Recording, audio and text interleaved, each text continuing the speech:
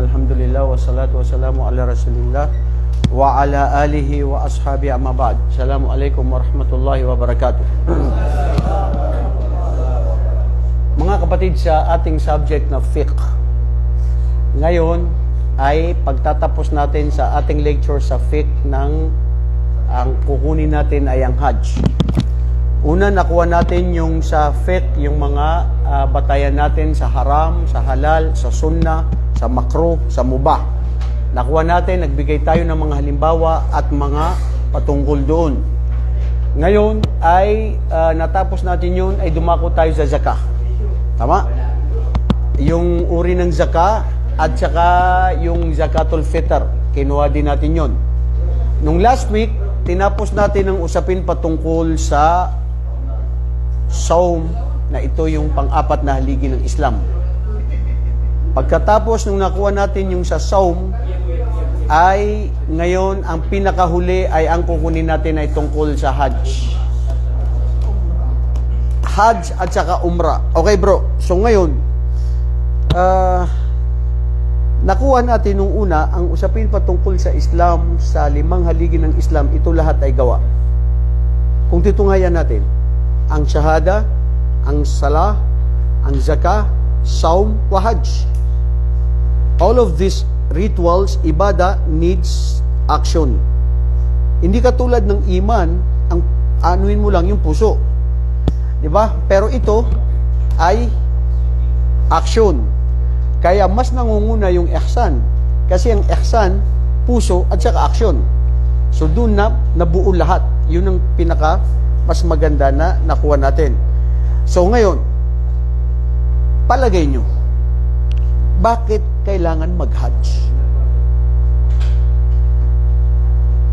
Bakit kailangan mag-hajj? Ha?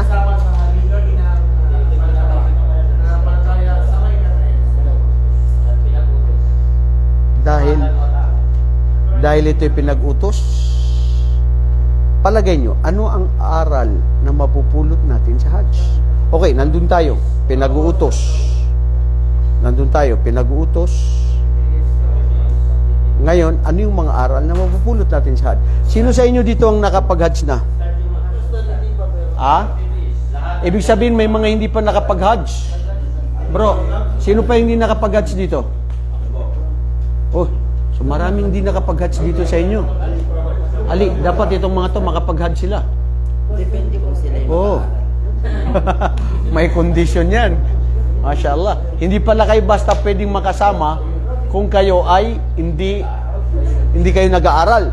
Bro, so mashallah, maswerte pa rin kayo dahil dito sa Saudi Arabia may mga Islamic centers na free ang kanilang hajj.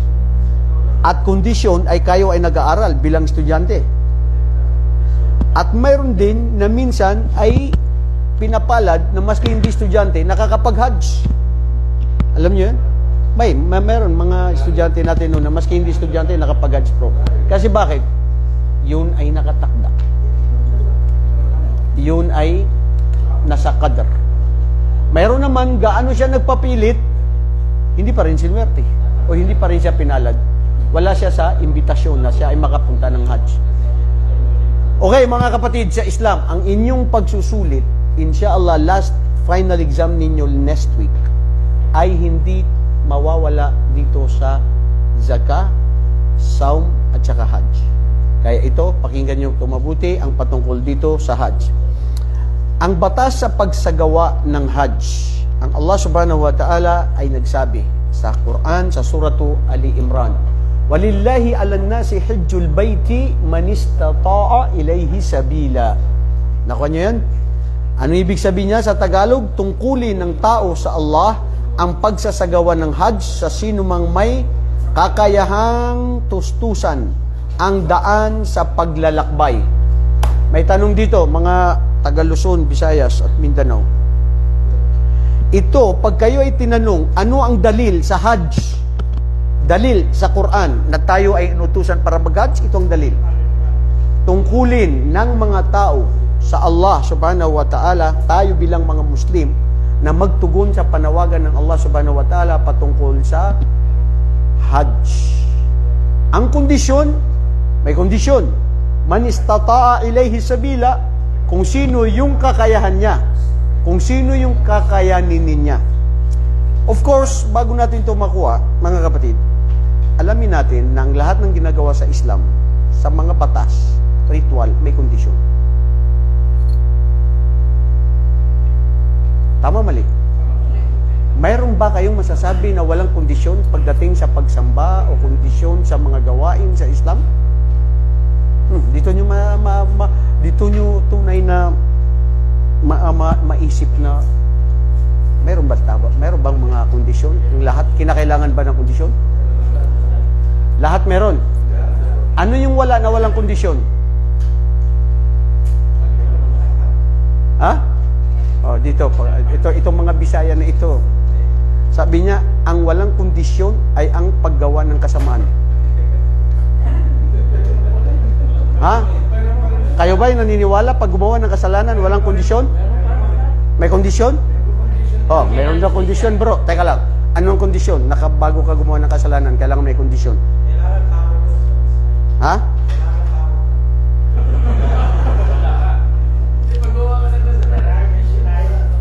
Hot cake.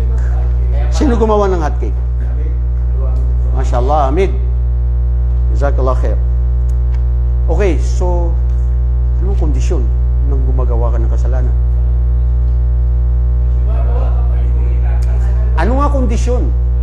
Bago ka gumawa ng kasalanan, kailangan ba may kondisyon? So yun ang walang kondisyon. Whereas sa Islam, sa mga ritual, may kondisyon. Dahil, kung titignan ninyo, in general rule, pati nabanggit sa hadith, al-Muslimu ala syurutihi. Ang Muslim, naaayon sa anong kondisyon niya. Nung isang araw, may nag-text sa akin, Ustad, ang anak ko, tatay niya, Maranao, pero ako, taga Luzon ako, nagbalik Islam ako. Ngayon, na-inlove siya sa isang puro na Maranao. Ang problema, nagmamahalan silang dalawa, tapos hindi siya tatanggapin dahil mistiso daw. Mistiso ba tawag doon yung half? Oh, tama, half. Half kasi yung anak ko. Ustad, tulungan niyo ako. Paano gagawin namin?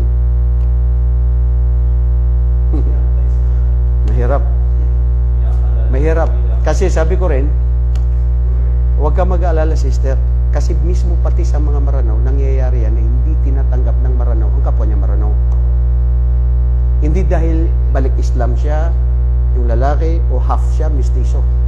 Kasi kung titignan natin ang general rule, ang Islam, al-Muslimu ala syurutihi. Meron kang gagawin, meron kang ipamimigay, magbibigay ako ng exam, may kondisyon. Hindi lahat kayo papasa. Hindi kayo dapat bigyan ng grade. So, ang Muslim, nakaayon siya kung ano ang kondisyon niya. Sa pagsamba sa Allah subhanahu wa ta'ala, kinakailangan ng may kondisyon. Sa pagsamba sa Allah subhanahu wa ta'ala, para ito itanggapin, dalawa lang ang kondisyon.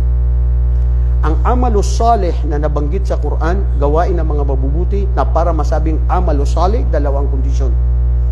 Ang kondisyon ay ikhlas, dalisay, na walang nakakaalam kung ikaw ay dalisay maliban sa Allah.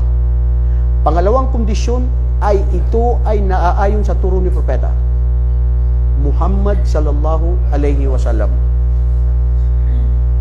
So hindi doon mawawala. Pag nawala yung doon, mafi-faida, sabi ng Arabo. Kaya may mga nagsasabi na yung birthday ni Propeta, tanggap yun. Kasi kayo na mga Wahabi, o mga Salafi, o mga taga Saudi Arabia, hindi nyo mahal si Propeta Muhammad. Hindi kayo nagdidiriwang ng kanyang pag-birthday. Kami, anong masama? Di ba turo ng Islam na magpakain? Turo ng Islam na magturo? Turo ng Islam na magtipon-tipon para sa kaalaman? Magsalawat sa Propeta. Nagkataon na ipinanganak siya dyan. Walang nagsabi na hadith na ito'y bawal. Gagawin namin. So, anong problema ninyo? Kayo mga taon, ang problema nyo, kayo naglagi nagsasabi ng mga bid'a. Ang dami mga tao na gumagawa ng haram, pumapatay, nangangalunya, lahat ginagawa. Pero ang ginagawa ninyo, itong bid'a na ito, itong yung bibig nyo, masyado kayong mga epal. Bro, meron pang nagsabi, dapat, wala kayong karapatan magsabi niyan. Dahil si Allah ang maghuhusga sa araw ng paghukom. Kayo dito, naghuhusga na kayo ng mga ustad na bid'a. Wala kayong pakialam. Sim-sim sawa-sawa. Gawin namin, gawin nyo. Walang pakialaman. Tama?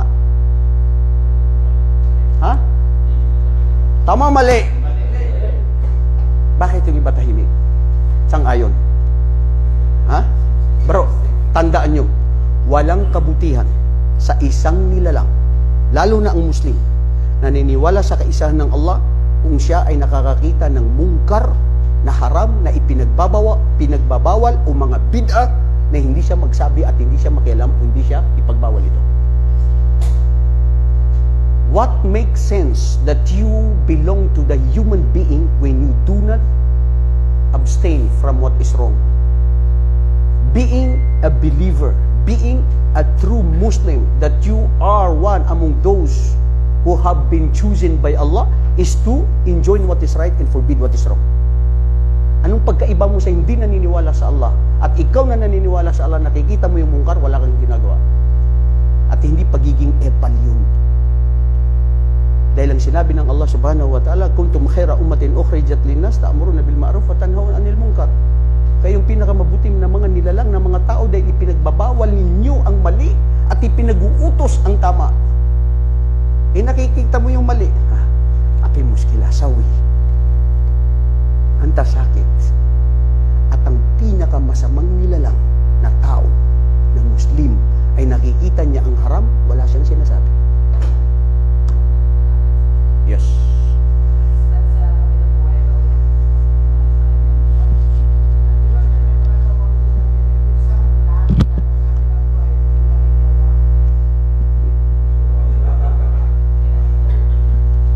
Hindi hadith, Quran yan, sa Quran.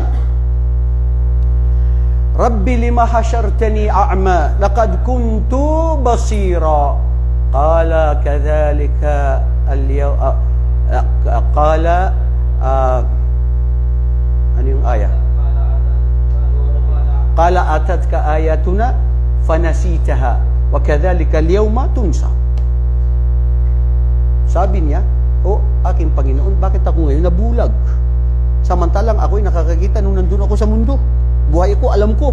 Ngayon bulag ako dito sa araw ng paghukom." Sabi ng Allah, dahil dumating sa inyo ang aking mga tanda, ang Quran, si Propeta Muhammad, ang Islam, nagbulag-bulagan kayo. Hindi nyo tinanggap ang katotohanan. Ayaw nyo ng Islam. Bulag ang puso't isipan ninyo.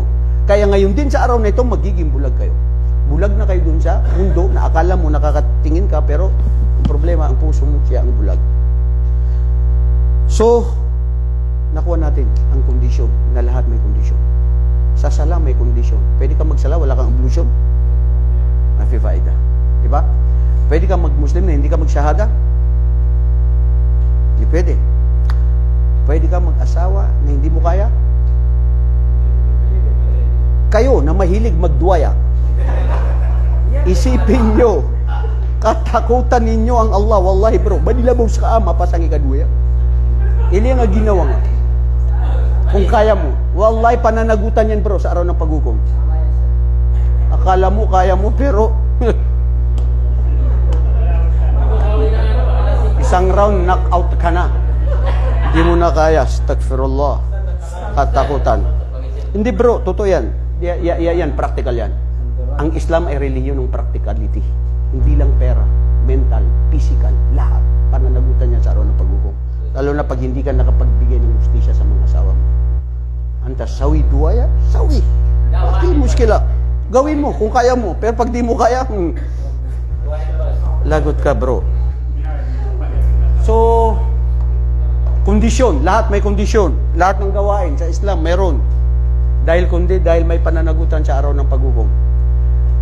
Ganun din sa paggawa sa Hajj.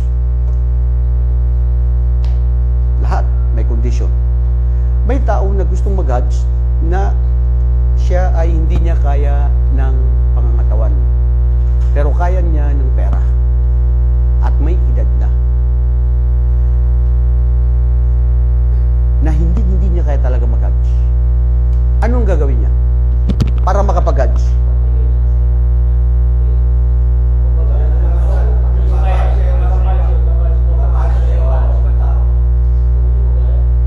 May dalawang kaulain, sabi ng mga pantas. Una, magbibigay siya ng pera para ipahajj niya sa taong nag-hajj na. Pangalawa, siya mismo aantayin niya ang sarili niya na gumaling. Kasi baka pwedeng gumaling. Bakit mo sinasabi na wala ka ng pag-asa na ikaw ay hindi na lalakas?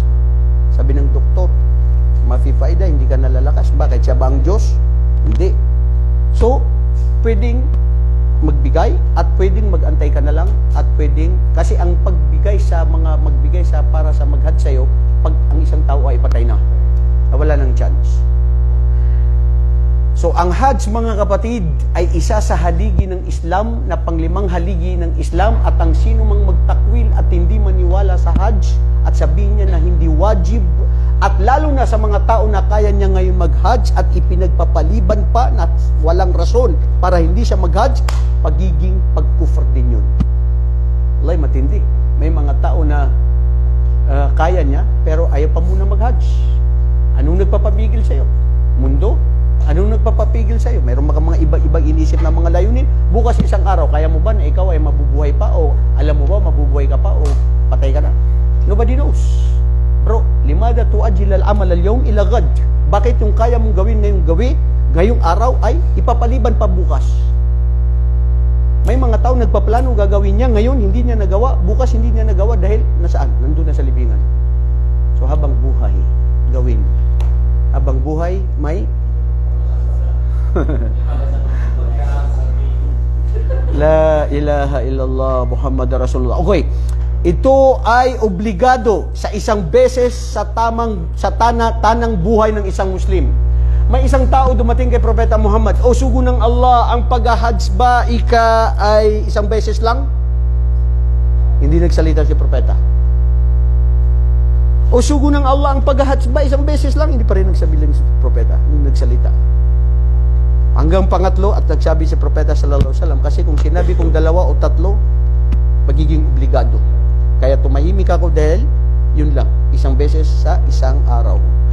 Ganun yan ng mga tao na minsan makulit at minsan hindi ko alam anong nasa isip niya, paulit-ulit. Ang pag-hajj isang beses lang sa isang buhay ng tao. Pag nakapag-hajj ka, kalas, wala ka ng pananagutan. Nakumpleto mo ng Islam. Pag nag-hajj ka muli sa pangalawa, sunan na yun sa'yo. Tatawo at meron kang gantimpala sa Allah subhanahu wa ta'ala. Okay. So, ano ang ibig sabihin ng hajj? Hindi kasi dito sinulat sa luga. Ma ma'na al-hajj fil luga? Labbaik? Ha? Paglalakbay. Saan ka maglalakbay? Pwede maglakbay sa Pakistan, India, Bangladesh, sa Iran? La. Hadihil ibada, hadal ibada, o hadihil ibada al-hajj maksus. Fi waqtin maksus, fi makanin maksus. Wala yujad ghayraha. Hindi ka pwede mag-hajj na wala sa panahon ng hajj. Pwede ka bang mag-hajj sa panahon ng Shaaban? Hindi. Katulad ng Ramadan, magra-Ramadan ka, hindi pa dumating yung Ramadan dahil gusto mo mag-first trip. Hindi, bawal yun. Katulad din ng pagdarasal, mamaya mag-rib. Ngayon, gusto mo nang umalis dahil may nag-aantay sa'yo. Ustad, mag-break na ako dito kasi pagdating doon, mawala na yung mag-rib. La, ang Islam hindi ang gusto mo. Ang Islam kung ano ang itinalaga ng Allah, sam'an wa ta'atan, pagsunod, pagtalima. Paano ginawa ni Propeta sallallahu alaihi wasallam? Okay, so ito ay ipinag-uutos ng Allah bilang obligasyon noong ikasyam sa taon ng Hijra. Itignan nyo ang Hajj, itinalaga ito o ipinag-utos ito noong sa ikasyam o ikasampu ng Hajj. Hindi, sa ikasampu ng sa hijrah. Bro, hindi sa ikadalawa ng hijrah, when the Prophet sallallahu alaihi wasallam migrated from Makkah to Medina, pagdating niya sa Medina, sa ikalawang taon ipinag-utos sa kanya ay ang pag-aayuno, pagbigay ng zaka, at saka pag-aayuno, pagbigay ng zaka, at saka yung jihad, ayatul jihad, doon sa Medina. 2 years after. Nung sa Makkah, hindi sila pinag-utusan noon. Pero itong Hajj, hindi doon sa oras na yon, sa ikadalawa o ikatlo. Tingnan nyo ang sequence ng Islam. Kasi doon ito ipinag-utos kay Propeta Muhammad at nung ito ay nag-Hajj siya sa ika-11 ng hijrah, ika-10 ng hijrah. Dahil after ng Hajj niya, bumalik siya, ilang buwan, namatay na si Propeta Muhammad sallallahu alaihi wasallam. Okay, so yun ang batas ng Hajj na ang ibig sabihin nito ay paglalakbay. Ang ibig sabihin niya sa paglalakbay na may ritual na gagawin, may lugar na pupuntahan, at may oras na espesifiko. Iyon ang ibig sabihin ng Hajj pagdating sa istilah. Pero pagdating sa literal na ibig sabihin ng Hajj ay an-nusuk. Ibig sabihin, ito yung pagtanggap ng puso na nasa niya mo, na gagawin mo ang isang bagay na ritual na ipinag-utos. Na ang ritual na ito ay gagawin siya sa pamamagitan ng pagsagawa ni Propeta sallallahu alaihi wasallam. At hindi sa kung anong nakita mo o sinong nakikita mo na gumagawa. No. Sabi ni Propeta Muhammad sallallahu alaihi wasallam, anong sinabi niya dalil para sa Hajj? Ang sinabi niya ay khudu anni manasikakum. Alam mo itong klase niyo dito, mashallah, pagkain, may pandesal, mayroon pang hot cake. Matutulog na kayo niyan, hindi na kayo makikinig. Ha? Mashallah, bro.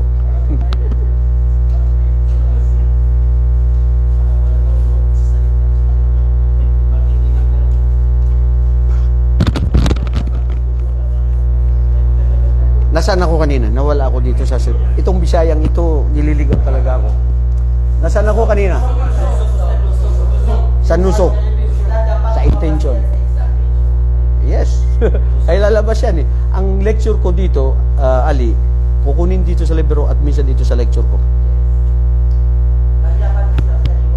No. At ano yan? Promise. Hindi lang 10 items gagawin ko.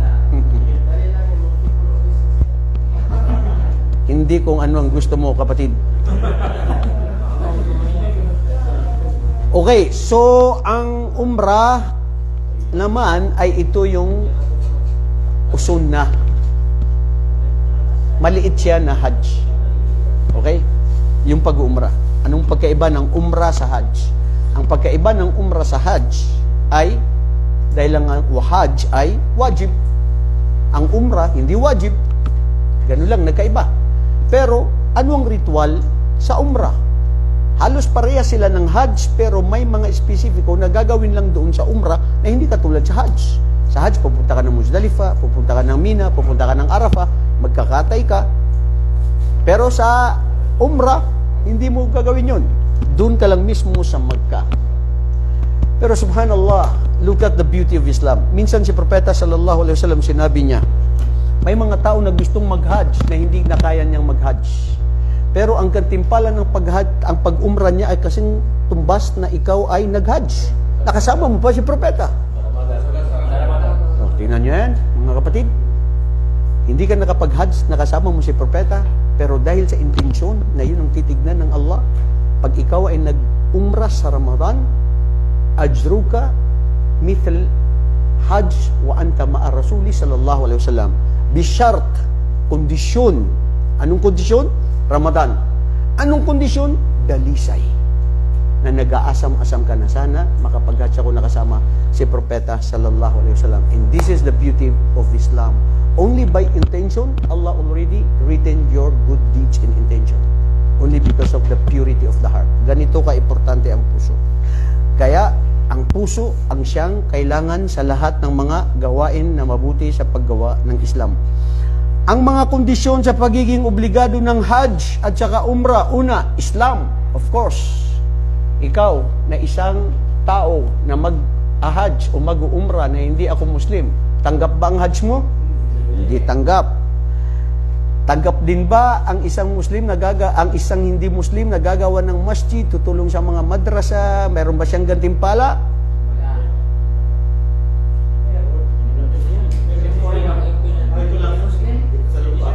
Dito sa lupa, Ama namin, sumain ka sa lupa hanggang sa langit. Paano masasabi dito lang yan sa lupa? May gantimpala. Dito sa lupa, okay. Anong gantimpala sa lupa? Ha? Papuri ng mga tao. Ayun, pinupuri.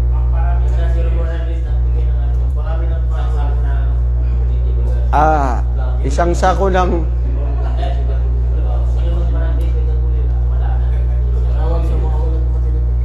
bro, makinig kayo sa ano ito? Pangalawa, matinong pag-iisip.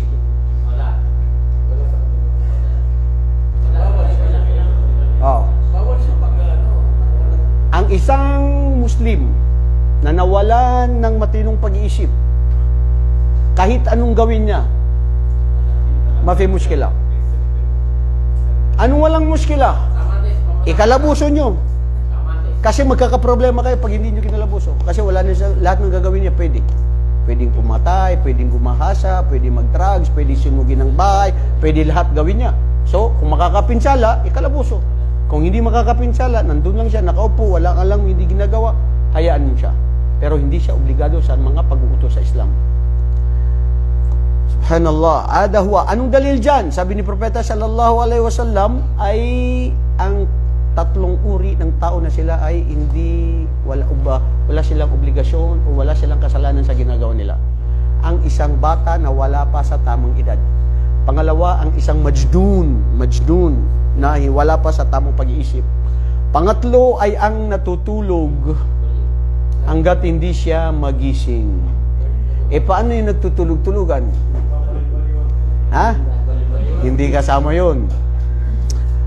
Tatlo, ang tamang gulang na hindi obligado sa mga batang maliit. Kasama yan.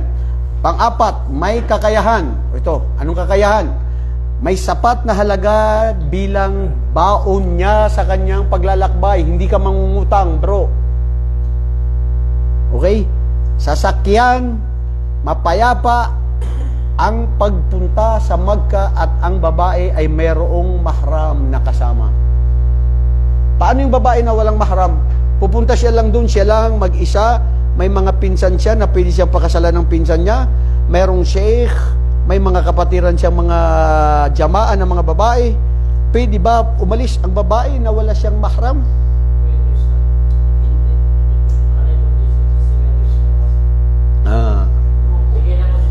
Nagkaiba-iba ang kuro-kuro.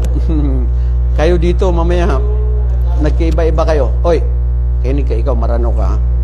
Sabi ng kapatid mo na maranaw, sabi niya pwede. Kinakampihan mo siya dahil maranaw? Ha? Hindi. Mashallah. Sige, mag-away kayo mamaya niya. Siya, oo. Hindi. Ikaw? Siya pwede. Ikaw, ano sa'yo? Ito, kapatid natin dito, ang Bisayang ito, ang mga taga Cebu.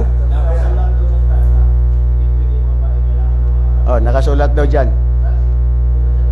Pwede siya mag-hajj, pero nagkasala siya sa paglalakbay na kasi pinakasala yung mga program.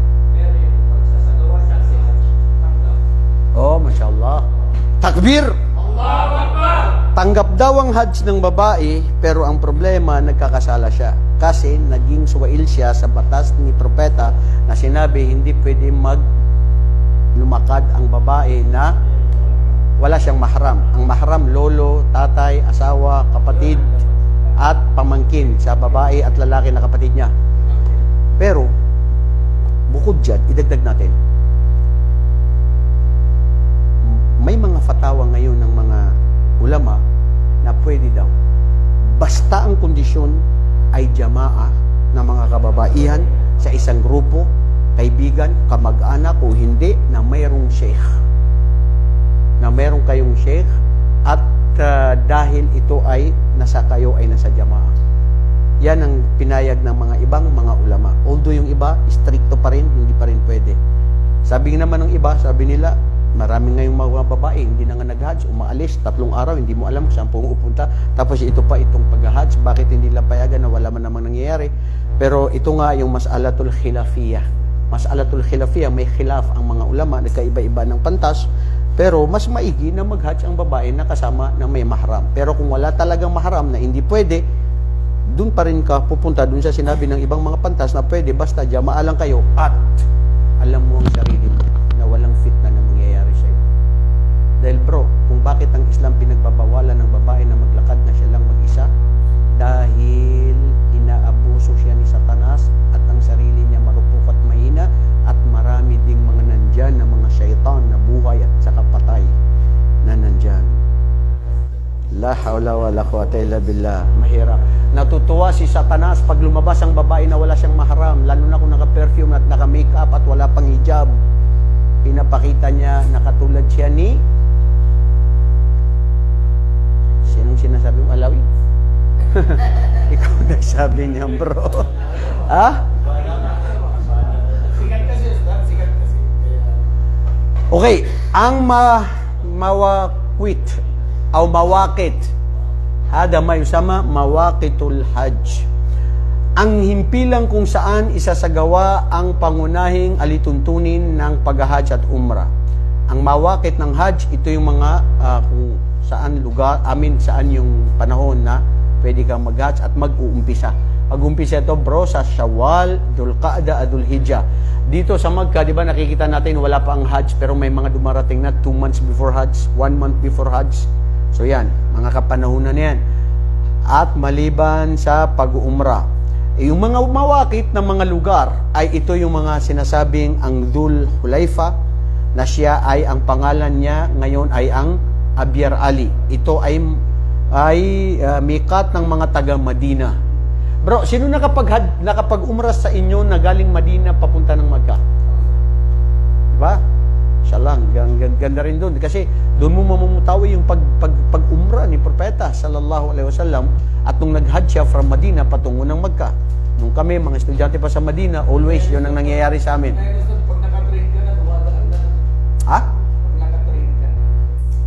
Oh, Kadalasan ng Madina ngayon, nagtitrain na sila. oh, iba na ngayon, subhanallah. Siyempre, kasi sa paghukbong ng teknolohiya, di ba? Parang sa aeroplano na nagka-announce na sila. Mashallah. Okay, pangalawang mawakit na lugar na itong mga mawakit, mga kapatid, dito tayo nagsisimula ng intensyon. Intensyon na sa estado ka na ng hajj at saka umrah na mayroon ka nang gagawin ng mga ritual at doon magsisimula. Pangalawa ay ang Al-Qarnul Manazil. Ito ang pangalan na ngayon ay Asayul Al-Kabir. Na ito naman ang Asayul Kabir at ito naman ang mikat ng mga taga Taif at Najd. Najd, tayo yun. Dito sa Riyadh, kasama tayo sa balad ng Najd. So yan, diyan tayo dumadaan lagi sa Abyar Ali, di ba? Diyan sa Asayul Kabir. Bro, ang tawag diyan Asayul Kabir. Okay. Pangatlo ay ang Al-Zuhfa. Ito naman ang mga mikat ng mga tao na nagmula sa Sham at Ethiopia at Morocco na mag-ihram sa mga tao sa Rabig. Malapit din ito sa Rabig, bro. Nakapunta na rin ako dito sa Dhul Hulaifa. Mashallah. Okay, dito naman ang pang-apat ang Yalamlam. Ang Yalamlam ay ang mga pangalan ng ngayon ay Asayudia. Ito naman ang mikat ng mga taga Yemen. Bro, kung isipin mo, may mga lugar na nanggagaling itong mga bawat tao dito sa lupalop ng mundo na mayroon silang lugar na doon magsisimula ang intensyon ng pag-hajj o pag-umrah. Panglima ay Dhatu Irq. Ito naman ang mga mikat ng mga taga Iraq. At ang pangalan ng ngayon ay ang Adhariban? Adhariba. Okay. So ngayon mga kapatid, pupunta tayo sa ihram. Anong pagkaalam niyo sa ihram? Puti na sinusuot? Very good. Intensyon. Ang ihram, pag naka-ihram ka, nakasuot ka ng puti. Na ito yung, ang tawag ay rida wa, izar wa rida. Di ba? Ang izar sa taas, ang rida dun sa baba. Lahat puti yan. So bakit yan sinusuot? Dahil yun ang sunnah na ipinag-utos ni Propeta sallallahu alaihi wasallam. Pag sinuot mo na yun, nasa estado ka na ng pag-hajj at pag-umrah. Bawal na ang mga bagay na pwede mong gawin nung hindi ka pa nakasuot niyan. Katulad ng pagputol ng kuko, katulad ng ikaw ay pakikipag-usap na gusto mong mag-asawa. Bawal yun. Pagputol ng buhok, pagkati-kati o pagtatakip sa ulo mo, paglagay ng pabango, lotion, whatever. Subhanallah. Kung isipin mo, bakit? Pwede naman yun. Ang Islam kasi, pagsunod, pagtalima. Di ba? Sa may anawataan na. Ganun lang yun, bro. Wallahi, the general rule, kung tayo ay mga Muslim, sumunod lang sa ano ang batas ng Islam, magiging payapa ang buhay mo. At wala ka na, hindi ka na magiging pawalo. Anong pawalo? Yung marami ka nang gustong itanong na minsan magpapaligaw na lang ito sa'yo. Ang kahulugan ng ihram, kapatid, ay ang isa-isip ang pagpasok sa nusok. Ito yung nusok. Ang pagsagawa ng mga alituntunin ng pag-hajj at pag-umrah. Ang batas ng pagsasagawa ng ihram. Ang ihram ay isa sa mga saligan ng pagsasagawa ng hajj, umrah at sinuman ang magnais na magsagawa ng hajj at umrah, kinakailangan na magsagawa muna ng ihram mula sa mikat. Yun ang kondisyon. Kinakailangan yun. Hindi pwede na hindi mo gawin. Bilang mga sunnah sa paggawa ng ihram ay pagliligo at paglilinis. Ang pagpapabango sa katawan at hindi sa damit. Nakuha nyo? Pagpapabango sa katawan at hindi sa damit. Ang damit mo, hindi mo lalagyan. O yun, maganda yun. Magpabango, maglagay na ng ano yung mga pwedeng ilagay. Pagsuot ng dalawang telang puti, yun yung arida wal izar. Sa pamamaraan ng pag-ihram. Bro, sino sa inyo ang hindi pa nakapag-umrah? May kapatid tayo dito, hindi pa nakapag-umrah. Ano? Balik Islam ka ba, bro? Ha? First time. Hindi, ano siya, balik Islam.